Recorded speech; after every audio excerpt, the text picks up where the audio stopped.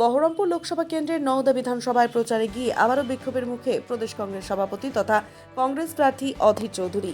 নওদা বিধানসভার দমদমা শ্যামনগর থেকে পায়ে হেঁটে প্রচার শুরু করেন অধীর চৌধুরী।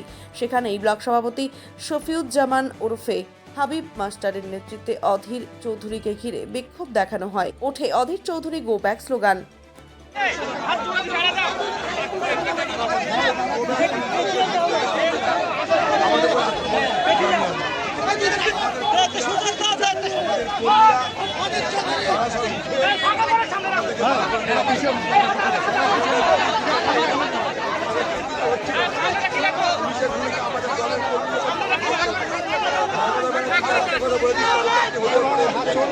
আজ আমার উপর হামলা হলো।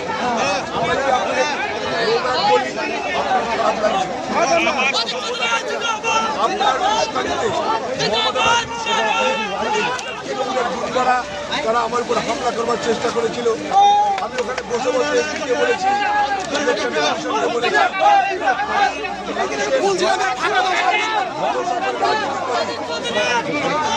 মহিলাদের মমতা ব্যানার্জির মস্তানিকে বরবাদ করি না, আজও কঠিন আকারে